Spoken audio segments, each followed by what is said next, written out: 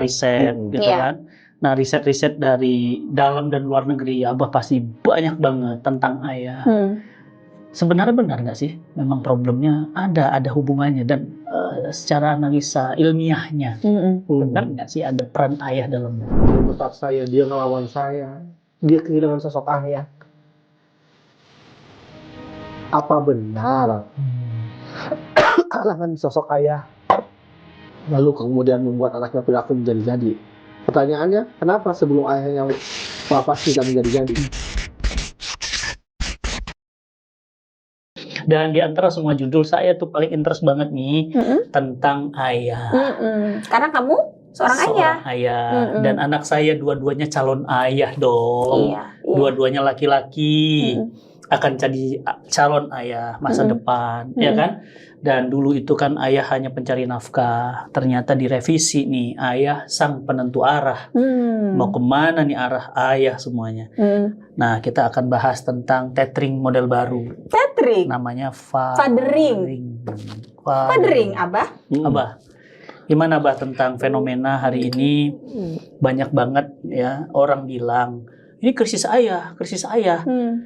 Ini semuanya penyebabnya ayah, ya no mention ya, saya nggak sebut dengan siapa. Ada pakar parenting ibu-ibu atau bapak-bapak selalu ayah lagi, ayah. Kok sekarang jadi ayah banyak kayak tersalahkan, tersangka. Nah maksudnya, Abah kan banyak data riset gitu kan. Nah riset-riset dari dalam dan luar negeri, Abah pasti banyak banget tentang ayah.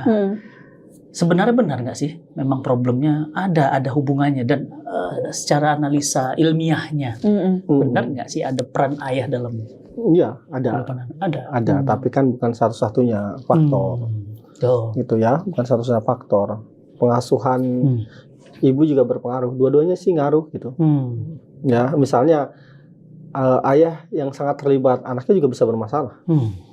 Contoh, pernah dengar nggak ibu-ibu ngomong gini? Ya, nanti ibu bilangin loh sama ayah. Oh iya. Pernah dengar? Iya. Ini kan ayahnya terlibat ya? Betul nggak? Tapi kenapa ibu bilangin sama ayah? Mungkin ayahnya juga positif, tapi ibunya yang nggak positif berarti. Jadi saya sering bilang, jangan pernah mengatakan untuk supaya anak nurut kepada anak, lalu jual-jual nama ayah. Nggak boleh itu. Kan nggak musim yang namanya ada di keluarga itu namanya. Baru tadi malam saya ditanya, kemarin ditanya, Abah boleh nggak sih di rumah itu ada yang ditakuti oleh anak? Gitu. Jadi satunya polisi baik, satunya polisi jahat. Konsep bad cop, good cop itu konsep usang, bahkan berbahaya. Gitu ya. Ketika ibu-ibu jualan ayah supaya anaknya nurut, apa bahayanya coba? Ketika ayah tidak hadir di tempatnya, itu yang membuat ibu kerepotan. Nggak ada yang ditakuti lagi. Iya. Dan makanya jangankan meninggal, ayahnya keluar kota aja ibunya kerepotan minta ampun. Jadi ketika seorang ibu mengatakan, ibu bilangin loh sama ayah. Tahu nggak, ibu ini lagi merendahkan marwahnya, kredibilitasnya di depan anak. Dan siap-siaplah diperbudak oleh anak. Gitu. Dan setelah suaminya wafat duluan, Allah takdirkan seperti itu. Betapa tak sedikit single parent yang mengatakan kepada saya, Abah Ihsan, setelah ayahnya wafat, perilaku anak saya menjadi-jadi. Mungkin dia tidak siap dengan kehilangan ayah. Benarkah perilakunya menjadi-jadi gara-gara ayahnya wafat? Dia membentak saya, dia ngelawan saya, dia kehilangan sosok ayah. Apa benar kehilangan sosok ayah lalu kemudian membuat anaknya perilaku menjadi-jadi? Pertanyaannya, kenapa sebelum ayahnya wafat tidak menjadi-jadi? Nah, boleh jadi karena tadi ketika ayahnya masih hidup, ibu ini tidak mampu mengendalikan perilaku anak, menghadapi perilaku anak, mengandalkan ayah, lalu kemudian mengatakan, nah, ibu bilangin lah sama ayah. Setelah ayahnya wafat duluan, Jadi kerepotan nggak ibu ini? Ibu-ibu, mau saja ajaklah ibu-ibu jangan jualan nama ayah terus. Jadi jualannya apa, Abah? Hah? Jangan nama ibu. Enggak. Ibu harus punya kredibilitas. Gitu. Ibu harus Kredibel. punya branding sendiri di depan anak. Jualan diri dong. Iya, benar. Iya, ibu harus jual diri. Jual diri. Di depan anak. Ya di depan anak. Gitu, tapi bukan jual diri yang bukan itu jual ya. diri. Yang itu ya, gitu. Bahwa ibu tuh harus Punya personal branding Iya. sendiri. harus bisa Pesona, harus kekuatan, punya pesona, kekuatan sehingga nilainya bisa dibeli oleh anak, value-nya. bisa diambil oleh anak. Begitu. Ya, tapi sebelum ngomong ke situ sebenarnya saya terenyuh dengan perkataan ada sebuah film yang anak kecil masih balita kalau nggak salah ya. Ditanyalah sama pembawa acaranya, "Is that your father?" Tapi dengan bangga dan tersenyum anak ini mengatakan, "He is not my father, he is my dad." Oh. Apa bedanya father dengan dad? Nah, father itu adalah biological term, terminologi biologis. Biologis doang. Semua laki-laki yang menghamili istrinya pasti jadi father.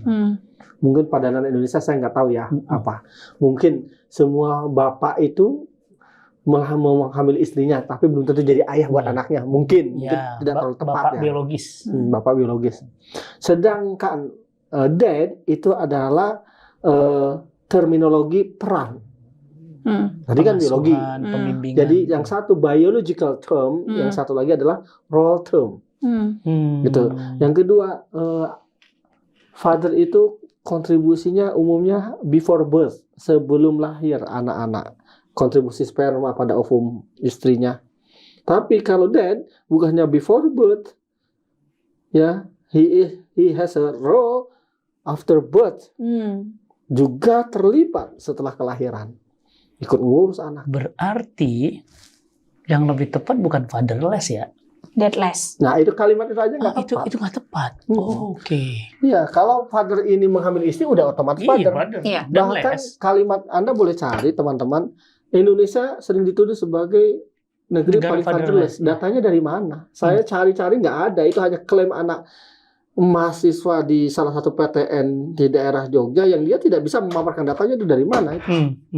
Hanya mungkin melihat fenomena di sekitarnya ayah tidak terlibat, oke. Tapi akan menjadi salah satu nomor satu di dunia fatherless country in the world. Are you sure? Gitu. Ya, jadi saya tidak yakin. Ya, kalau ada silahkan tunjukkan datanya. Iya. Bahwa lembaga mana yang pernah mensurvei Indonesia adalah salah satu negeri fatherless.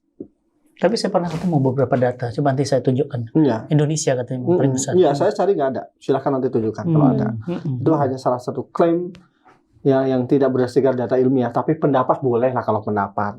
Kalau pendapat kan mungkin hanya didasarkan observasi indera dia yang terbatas di melihat sekeliling dia. Tapi kalau riset ya. Kalau riset ya harus tunjukkan mana jurnalnya.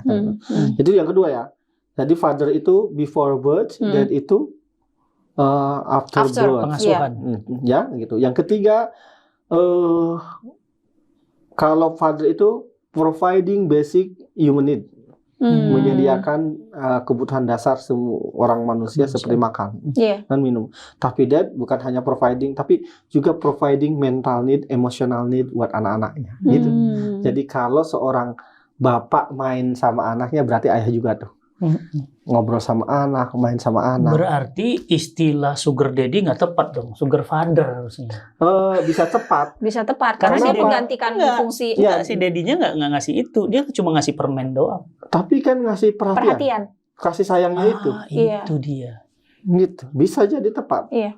Nah, dari gitu. sisi itu ya. Dari sisi itunya ya. Iya. Ya, bukan hanya ngasih makanan doang. Iya.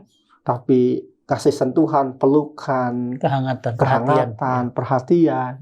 Ya kan? Meski salah. Meskipun tidak tepat. Iya. Kan gitu. Iya. Ya, jadi itu ya. Nah, kenapa sebagian father tidak tidak semuanya jadi dad? Nah, karena bisa jadi mereka tidak memahami betapa pentingnya peran dad untuk kejiwaan seorang anak gitu.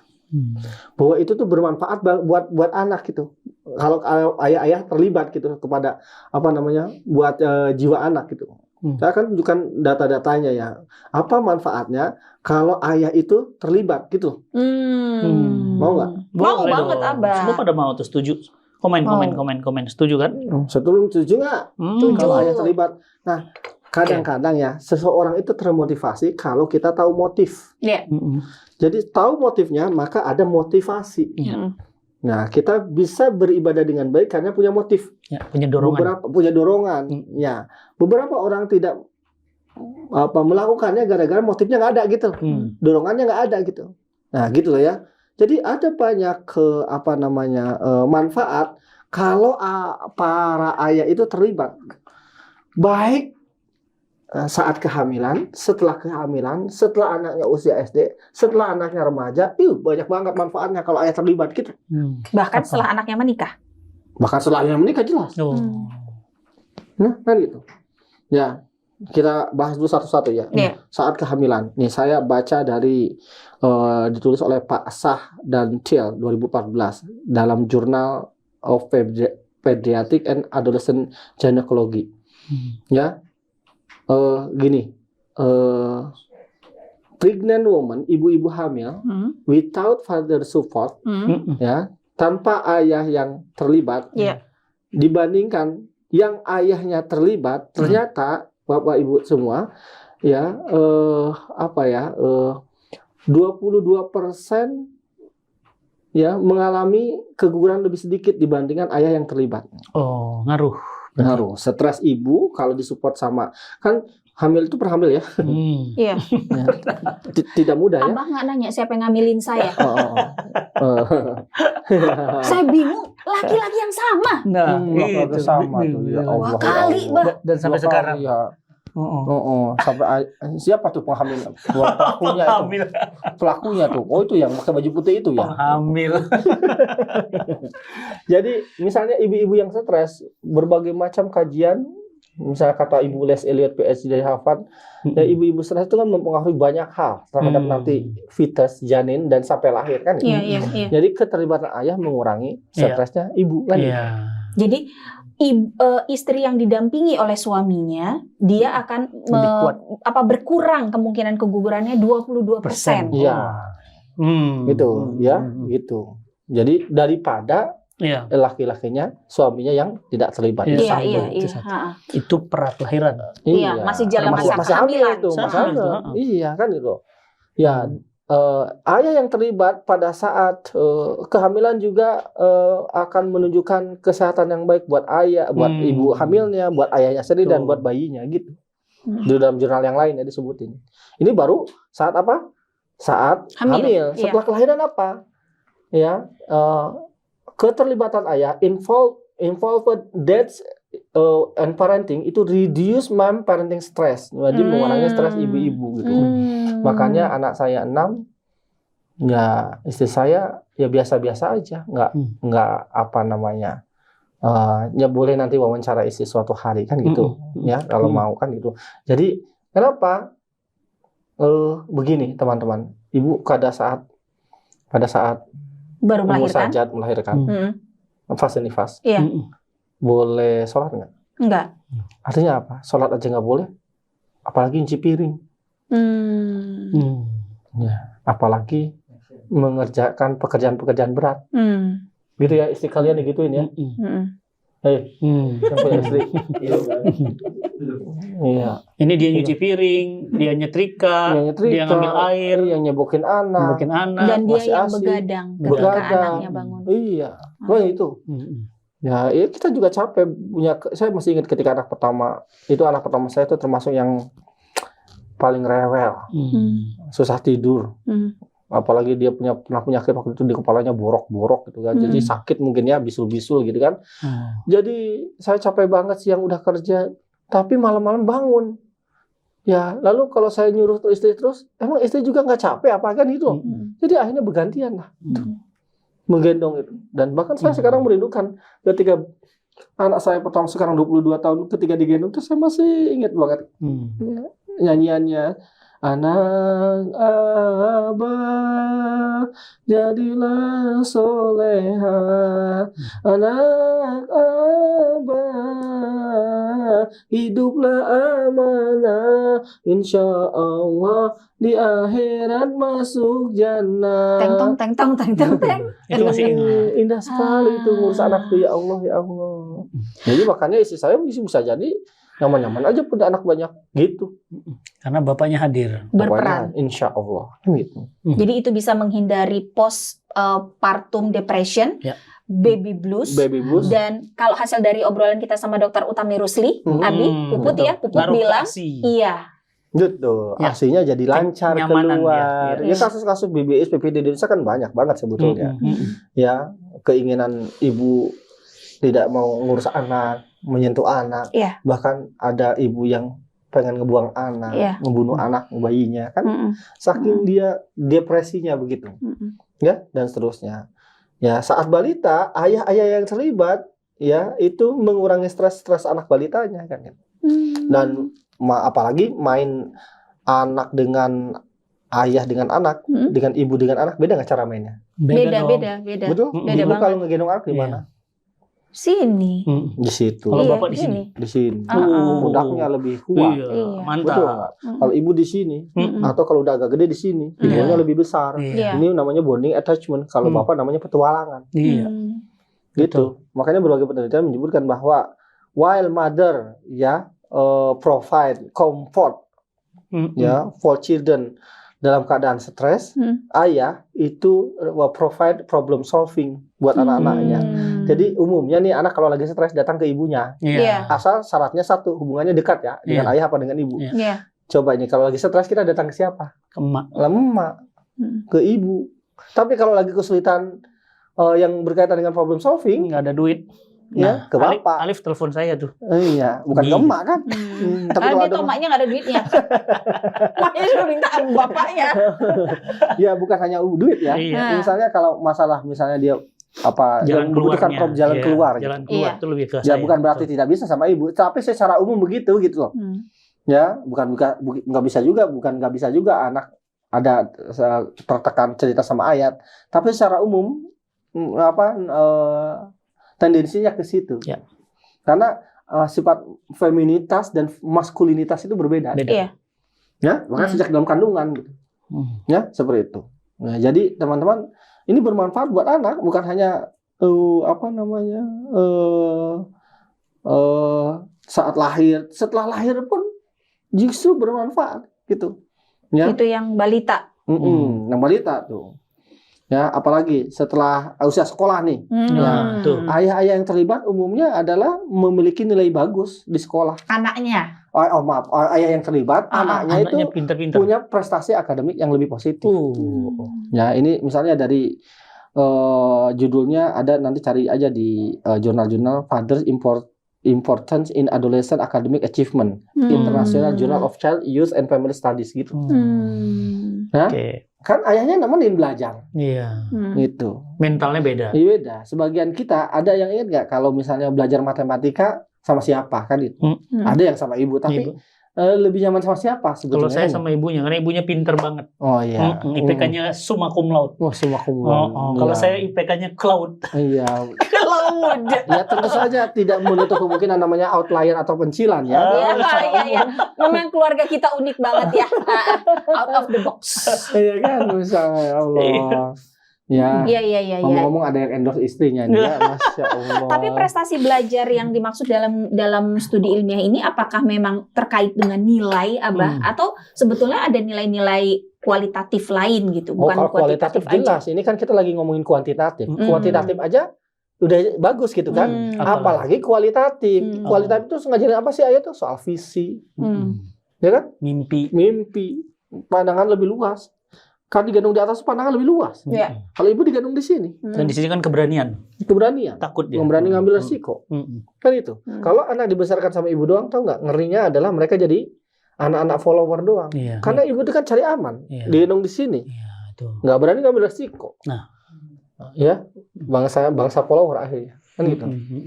Nah, makanya entrepreneur kita agak sedikit. Pekerjaan paling favorit dalam kurung ya pegawai negara. Iya. Gitu. Kan cari apa? Cari aman. Iyalah, yang pasti-pasti. Tidak berarti tidak mau dia jadi pegawai negara. Betul. Tapi kalau semua orang ingin jadi pegawai, ya negara atau negara, entrepreneur kita sedikit, ekonomi kita susah tumbuh dengan cepat. Iya. Nah, entrepreneurnya sih, entrepreneur beneran entrepreneur ya, bukan terpaksa jadi entrepreneur dagangan karena entrepreneur dadakan yang karena keterpaksaan itu, gitu. Benar. Ya. Itu pasca kelahiran ya? Pasca kelahiran. Jadi a student getting mostly A nilainya katanya, gitu. Mostly A gitu. Ini apa namanya kajian lain ya dari Ibu Christine Winquist gitu. Ya, Department of Education National Center for Education Statistics tahun 2001. Gitu judulnya Fathers and Mothers Involvement in Their Children's School by Family Type and Resident Status gitu. Ya, dan seterusnya. Kan wah, keren kan? Gitu. Nah, ini yang paling penting. Kita remaja ya. Tahu nggak? Daughters are less likely to engage in risky sexual behavior when they have consistent contact and a sense of closeness with their dads. Jadi anak-anak perempuan, anak-anak remaja perempuan itu ternyata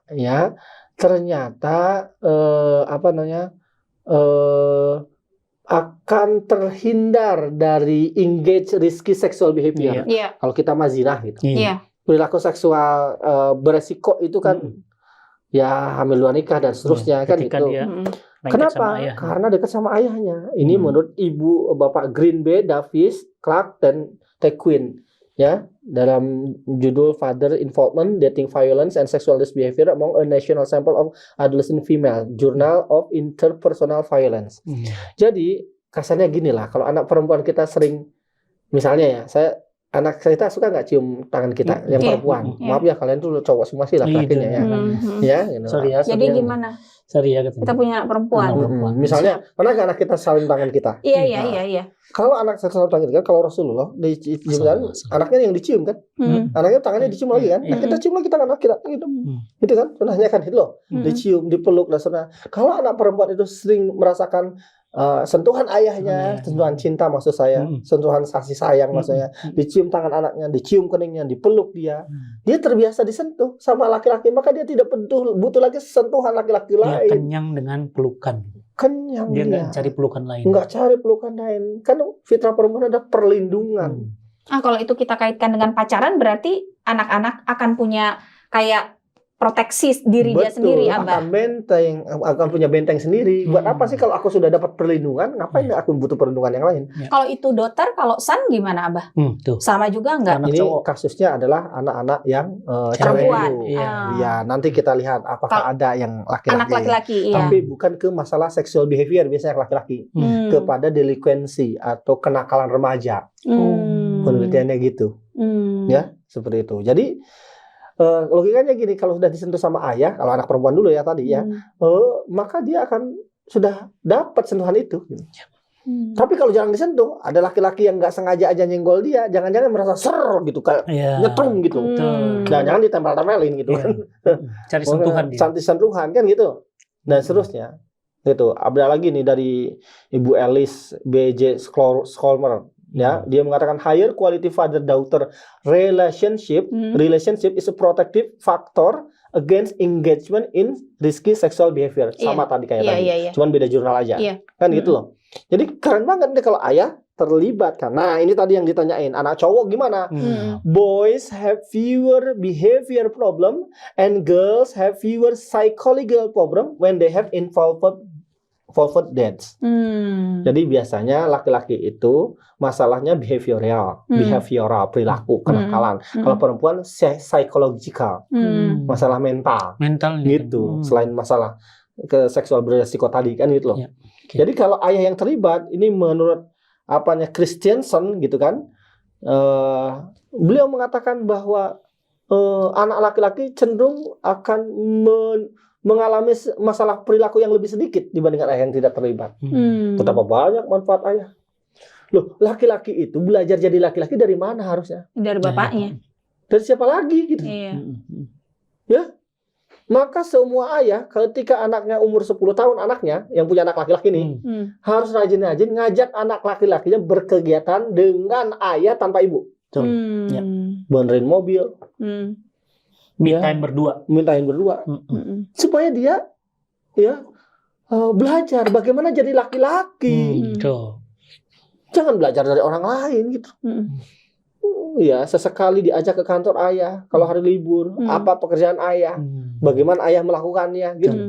Alif sering saya bawa ikut kajian, masangin Infokus, biar dia tahu ayahnya tuh, oh ini kerja ayahku. Dia supaya belajar jadi laki-laki. Dari mana? Kalau anak diasuh ibu doang, belajar laki-lakinya gimana? Ibunya jadi laki-laki dulu. Tapi bagaimana dengan single parent kan gitu? Nanti kita bahas di belakang. Kan gitu.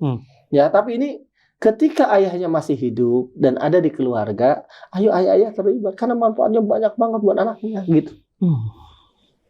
Gitu. Anak remaja. Anak remaja kan gitu. Gitu.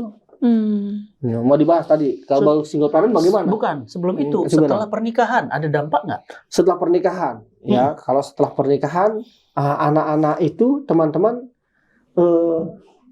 bagaimana menjadi laki-laki yang bertanggung jawab belajar dari siapa? Oh, bapak. Ngaruh itu. Tanggung jawabnya ya. Makanya kalau teman-teman mau menikah nih yang masih jomblo-jomblo, harusnya ditanya riwayat pengasuhannya. Beberapa pertanyaan itu penting itu diajukan kepada calon pasangan sebelum menikah. Salah satunya coba ceritakan bagaimana cara kamu dibesarkan, alias riwayat pengasuhan. Kalau bahasa pendidikannya, kalau bahasa agamanya itu nasab. Itu pertanyaan yang ditanyakan oleh ayah dari atau keluarga dari anak perempuan, ya. Tapi kalau kita nih, karena kami anaknya laki-laki dua-duanya, bertanya seperti itu kepada si anak perempuannya, calon istri anak kita juga harus ya, kan? Harus sama. Contoh, jika anak perempuan ini misalnya tidak terlatih mandiri, bagaimana nanti jadi istri? Nah, jadi pertanyaan pertama yang paling penting kalau Bapak Ibu, kalau teman-teman ta'aruf, kalau teman-teman berkenalan atau mencari pasangan adalah coba ceritakan di antara 5 pertanyaan ini, saya ceritakan satu aja ya. Coba ceritakan bagaimana cara kamu dibesarkan. Nah, pertanyaan ini turunannya panjang tuh. Dekat nggak sama ayah? Dekat nggak sama ibu? Kalau anak kita perempuan, misalnya kalau anak kita perempuan ya, dan tanya si laki-laki ini dekat nggak sama ayah? Dekat nggak sama ibu? Kalau dia dekat sama ibu, ya, dan dia mengidolakan ibunya, tahu nggak? Si laki-laki nanti punya ekspektasi karakter istrinya, kemampuan istrinya seperti ibunya. Dibanding-bandingin malah. Nah, emakku jago masak, kamu enggak. Kan alam bawah sadar. Iya. Apakah siap? Iya, emakku serba bisa, kamu si perempuan ini. Iya, benar. Kemudian dituntut punya ekspektasi seperti ibunya. Kan gitu. Iya. Ya sama, kalau kemudian anak kita laki-laki, lalu kemudian menikah dengan seorang perempuan, lalu si perempuan ini dekat sama bapaknya, dia akan membandingkan suaminya, ayahku ini, pelindungku, pahlawanku. Dulu bapakku semua dikasih begitu sama kamu pelit. Iya, itu yang negatif ya. Kalau yang positif kan lebih bagus kan itu. Iya. Ya, gitu. Misalnya ayahnya itu mengayomi, ayahnya itu misalnya memandirikan, mungkin dia akan menuntut gitu. Jadi riwayat pengasuhan itu penting, atau nasab itu penting. Nasab itu bukan dia Saripah atau Sayyid ya, atau darah biru, darah pink ya, bukan. Ya, darah pink. Emang darah pink? Oh, udah. Darah. Nah, gitu kan? Darah biru turunan sultan atau sultanah ya. Raden Ayu Roro Jonggrang bukan dari situ ya. Tapi bagaimana cara dia dibesarkan itu menentukan, kan gini, seseorang itu berperilaku atas dasar perlakuan yang dia terima gitu loh. Gitu. Ya. Jadi penting untuk mengetahui bagaimana cara dia dibesarkan gitu. Setelah menikah juga nanti ngaruh. Gitu, bagaimana dia menjadi seorang imam, seorang ayah, belajar dari mana? Yang pertama tentu saja dari orang tuanya. Kalau dia kemudian misalnya, bagaimana kalau ayahnya tidak bertanggung jawab, bisa nggak dia jadi baik? Bisa, asal dia terjerumus di masjid kampus. Asal dia belajar di tempat-tempat baik. Jadi kalau kita yang punya masa lalu buruk itu bisa menjadi baik, asal kitanya mau upgrade ulang, memprogram ulang otak kita gitu. Jadi tidak selalu masa lalu negatif itu menjadi pasti negatif. Cuman kita mau nggak menginstal ulang program otak kita gitu. Di defrag, dirapihin lagi. Ini sebagian kita punya masa lalu yang tidak bagus kan. Misalnya Ustadz gitu kan, punya masa lalu tidak bagus gitu kan. Tapi terformat ulang. Nah, kalau tanpa ilmu Ustadz, biasanya yang tidak bagus di masa lalu tuh justru punya kutub sebaliknya yang berlebihan. Kalau tanpa ilmu kan diseimbangkan tuh. Contoh, kita dulu misalnya miskin, susah. Setelah kita berkecukupan dewasa, anak kita tidak ingin susah seperti kita kan. Lalu kemudian berbagai keinginan, kayak berdendam gitu. Nah, pertanyaan bagus ya buat anak? Enggak. Atau contoh lain, kita dulu dibesarkan dengan pukulan oleh ayah ibu kita. Kita yang positif ya, akan merasakan aku sakit dipukul ayah. Aku nggak mau anakku disentuh sekalipun. Tapi kalau tanpa ilmu tahu nggak akibatnya apa? Berlebihan, terlalu melindungi anak, tidak bisa tegas sama anak. Kan gitu loh. Padahal mungkin niatnya baik ya. Aku sudah merasakan sakit, anakku jangan gitu ya. Iya, kan gitu. Kan berbahaya itu. Gara-gara itu kan. Atau ada mungkin mudah-mudahan ada waktu kita bahas soal apa tuh namanya? Bulldozer parenting yang orang tua menyelesaikan masalah anak. Orang tua yang nyelesain masalah. Menarik tuh. Itu kapan-kapan dibahas tuh. Siap-siap aja nih. Ya, gitu. Jadi orang tua yang malah turun tangan semua di sekolah, datangin dosennya. Datangin gurunya. Kuliah atau apa? Iya. Saya tuh dosen-dosen di Bandung banyak banget. Bahkan di sini aja ada di Jakarta di kampus terkenal PTN ada grup WhatsApp orang tua mahasiswa. Udah segede di Bandung. itu masih didatangin. Ada coba teman-teman komentar ada nggak di sini yang merasakan punya grup orang tua mahasiswa?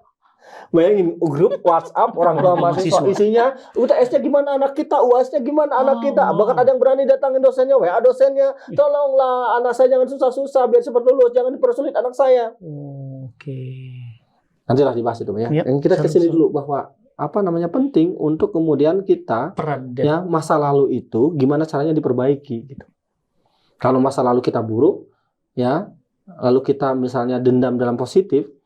Ya, caranya bukan hanya dengan memperlakukan anak dengan kutub sebaliknya, tapi berdasarkan argumen pengetahuan nggak yang baik, bukan hanya sekedar dendam masa lalu, gitu. Nah, Abah, kalau single parent gimana? Oke, kalau single parent bagaimana? Tadi kan kita ngomong keterlibatan ayah bagus, betul? Iya. Ya, tapi kan kita yang single parent bagaimana? Apakah tidak punya peluang jadi anak yang bagus? Itu. Ya, masih bisa punya peluang anak yang bagus asal ibunya mau belajar enggak gitu.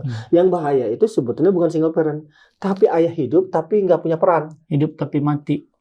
Nah mungkin bahasa lainnya lebih kejam begitu ya. Kadamihi.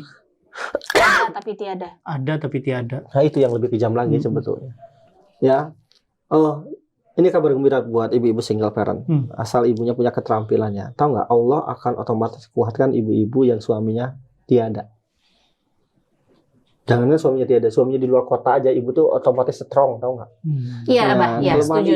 Kan gara-gara ibu banyak melakukan dalam tanda kutip penipuan gitu kan, tidak bisa ngangkat galon, tidak masang gas gitu, gara-gara suaminya ada. Tapi begitu nggak ada, jadi kuat ya. Kuat nggak kira-kira? Tapi kalau saya ada Ustaz Fatih juga saya tetap ngangkat galon sendiri ya, Mbak. Saya tetap masang gas sendiri. Saya bilang. Ini nama saya bilang pencilan gitu kan tadi. Kan kita pencicilan. Masa aku juga sendiri. Kita pencicilan. Iya. Pencilan bukan pencicilan. Ya gitu. Data namanya itu data simpangan gitu. Jadi sebetulnya istri itu atau ibu tuh sebetulnya punya kekuatan juga ya. Punya. Ada nggak orang single parent tapi anaknya jadi hebat? Banyak. Umar Syafi'i misalnya. Iya. Ibunya Imam Syafi'i. Bisa tuh. Single parent. Iya, single parent. Imam Bukhari. Single parent. Jadi kalau masa lalu kan banyak anak-anak sekarang juga banyak yang single parent orang tuanya. Misal salah satu dekan UI termuda itu saya lupa namanya profesor siapa itu. Ya, dia juga single parent orang tuanya. Terlalu banyak single parent bisa jadi kuat gitu. Ya, cuman tadi harus tough, harus kuat kan gitu. Jangan sampai gara-gara suami saya itu nggak ada, saya susah mendidik anak gitu. Akhirnya jadi dia ketergantungan dengan makhluk, dengan ketergantungan sama Allah gitu. Jadi begitu kalau single parent bisa. Ada teknis?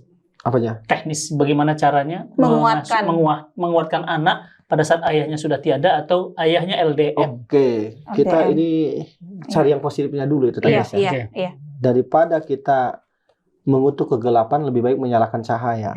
Apa hal yang positif yang bisa kita kuatkan ketika kita jadi single parent? Contoh, apa yang kekuatan coba kelebihannya? 1, minim konflik dengan pasangan. Kan nggak ada. Ya.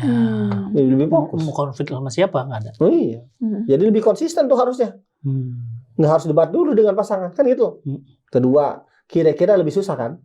Kesusahan itu sebetulnya bagian dari kebaikan nggak? Iya dong. Iya. Asal tadi orang tuanya punya nggak kekuatan, ibunya punya nggak kekuatan ketika single parent, misalnya tidak memanjakan anaknya berlebihan. Ya, makanya saya bilang kalau ibu punya keterbatasan finansial, harus transparan sama anak. Penghasilan kita segini. Bahkan bukan hanya ibu, semua orang tua di Indonesia yang ikut kelas-kelas saya bilang, jika penghasilan Anda pas-pasan, silahkan transparan sama anak. Karena resources-nya terbatas. Gaji bapak ibu sekian, kebutuhan kita tuh sekian, yuk kita musyawarah. Tapi kalau tak terbatas atau berlebihan, apakah harus ditransparankan sama anak? Nggak harus. Misalnya penghasilan Ustadz Fatih nggak usah banyak-banyak ya. 1 miliar sebulan. Misalnya. Amin ya Allah, amin ya Allah. Misalnya 1 miliar sebulan. Amin, Kan? ya Allah. Apakah harus diceritakan sama anak-anak, sama Abang Alif? Nah ya itu 1 miliar. Nanti jangan-jangan anak minta jatah. Buat aku 10% aja. Apa butuh anaknya? Kan gitu. Jadi kalau anak bapak ibu, kalau kita penghasilannya sudah mohon maaf berkecukupan atau lebih, nggak usah transparan, nggak usah diceritain semuanya. Tapi kalau kita cerita gitu, nggak kayak kita berbagi masalah ke anak gitu, Abah? Nggak apa-apa itu? Nggak masalah. Dalam batas tertentu itu nggak masalah. Biar tahu keadaannya. Ya, bukan berarti harus membebani anak berlebihan. Itu membebani anak jadinya anak kepikiran. Iya, asal membebani itu jika kemudian kita menuntut anak, kamu bantu dong. Oke. Cari dong, kerja dong, kan itu.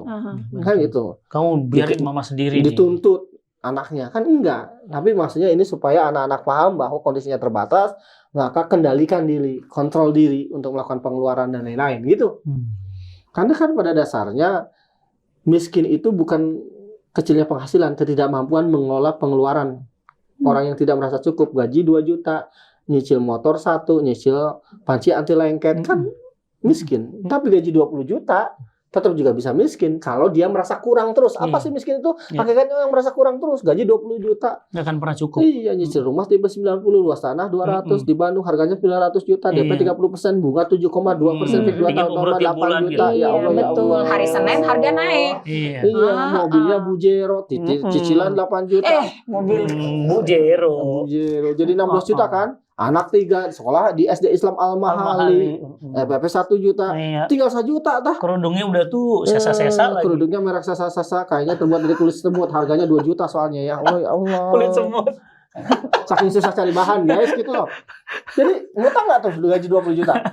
Iya. Bisa ngutang. Itu kan gara-gara itu. Jadi bukan karena miskin itu bukan karena secara umum, ya ada berbagai macam kategori miskin ya. Tapi maksudnya secara umum adalah jadi orang kaya itu bisa miskin sebetulnya. Orang berpenghasilan besar itu bisa miskin. Mindset. Jika merasa kurang. Ya, jadi gitu. Orang yang gaji 5 juta bisa jadi kaya. Gitu. Jadi artinya single parent itu nggak jadi kiamat ya, Bi ya. Nah, itu kalimat yang bagus. The world is not over. Yeah. It's not the end of the world. Bagus banget Inggrisnya. You know? No. I can speak bahasa. Bahasa Medan. Ya kan gitu. Iya. Ya, jadi bisa, belum sangat bisa. Jadi keterlibatan seorang ayah secara aktif pada semua jenjang usia anak tuh ternyata efeknya nggak ada yang failed. Dan menakjubkannya di dalam Quran justru obrolan ayah dengan anak lebih banyak daripada ibu dengan anaknya. Amazing kan Al-Quran kita. Dahsyat ya. Amazing Quran. Kemudian juga setelah itu obrolannya itu selalu obrolan dari mulai sederhana sampai yang kompleks. Amazing Quran Bapak kita. dengan ibu. Bukan ibu dengan Bapak anak. dengan anak laki-laki. Ibu sama anak justru jarang diceritakan. Sementara hari ini orang mengopinikan ibu sama anak, Quran geret bapak. Yang ngajarin sholat di surat Luqman siapa? Ayah. Yang ngajarin akhlak di surat Luqman ayah. Yang ngajarin akidah di surat Luqman ayah. Ngomong-ngomong Luqman laki-laki apa perempuan? Ayo Umu. Laki-laki. Lukman Saraswati. Kalau perempuan namanya nggak usah Saraswatinya, Lukmania aja. Lukmania, iya. Itu Lukmini kan. Nah, jadi dia berubah kan, dia bisa jadi ibu kan itu. Ya, jadi mohonlah para ayah, ini manfaatnya banyak. Ya, dan saya punya data, alhamdulillah sih makin kesini ayah itu makin aware, iya bahwa ayah itu penting. Ya, ini saya punya data misalnya di kelas-kelas pelatihan saya dulu tahun 2002 laki-laki itu keterlibatan dalam kelas-kelas parenting saya itu cuma 26%. Tapi 2024 kemarin laki-laki mulai meningkat menjadi 38%. Alhamdulillah. Allahu Akbar. Ada kenaikan, selamat para ayah. Iya. Keren banget, pertahankan, tingkatin. Saya keliling 34 provinsi, 150 kota Indonesia, tapi itu terjadi hanya di kota. Kalau di kampung-kampung atau di daerah, maaf, itu nggak sampai 10%. Masih. Keterlibatan ayah itu. Ya, karena budaya. Seiring perkembangan informasi. Jadi sebetulnya ibu-ibu yang suaminya belum terlibat, mohon maaf ya, jangan salahkan mereka berlebihan. Kenapa? Karena mereka dibesarkan bukan di ruang hampa. Mereka dibesarkan dalam konstruksi budaya yang bahwa urusan anak adalah urusan perempuan gitu. Iya. Kan banyak tuh ibu-ibu yang suka ngeluh sama saya. Suami saya nggak terlibat ngurus anak, suami saya gini, suami kasar, suami saya. Katanya wawancara nggak suami kalian? Calon suami kalian sebelum nikah? Enggak. Jadi apa aja yang diomongin Marimar sebelum nikah gitu loh. Malah nggak ngomong-ngomong. Langsung nikah gara-gara suaminya udah sudah gaji sekian. Iya. Jadi sebagai pegawai kan. Atau hanya jangan-jangan karena terjebak karena cinta. Ya kan? Yeah. Makanya dalam agama kita kan ketika bicara menikah itu dasarnya bukan hub, bukan cinta, tapi sakinah atau ketenangan. Kalau hub itu ya kan bisa hilang. Secantik-cantiknya ungu saja ditinggali tiap hari, kumaha. Tapi saya setua apapun akan tetap ayu, Abah. Oh iya sih namanya ayu ya. Dan akan lestari terus, ayu lestari Abah. lagi. Makanya saya pilih, Mbak. Gimana jadi caranya supaya sampai kapanpun kayak manapun tetap ayu. Lestari dia. Ayu lestari ya. Lagi-lagi kita keluarga pencilan ya. Pencicilan. Ya mudah-mudahan para ayah dengar. Dahsyat Abah nih tentang ayah ya. Mudah-mudahan didengar semua dan di-share ya. Dahsyat banget, alhamdulillah. Makasih ya, kamu dan tuh jangan lupa, ayah yang hebat buat anak-anak kita. Kita itu memang punya program untuk ayah dan juga untuk ibu dan untuk keluarga, Umroh Family Series bersama Abah Ihsan dan istrinya. Dan alhamdulillah juga anak-anaknya, saya juga dengan istri. Masya Allah, kita akan bahas di Umroh Family Series. Kita akan berangkat 19 Februari, dapatkan informasinya di sini, dan kita masuk ke Ramadan, awal Ramadan loh. Insya Allah, Masya Allah ya, mudah-mudahan bisa bareng sama Abah Ihsan. Bismillah. Buka iftar bersama, ngobrol para ayah, kita buat nanti geng ayah Madinah. Geng ayah solihah. Jangan dong, geng ayah soli. Bismillah. Bismillah ya. Bah, makasih banyak. Insya Allah kita bahas lebih dalam lagi.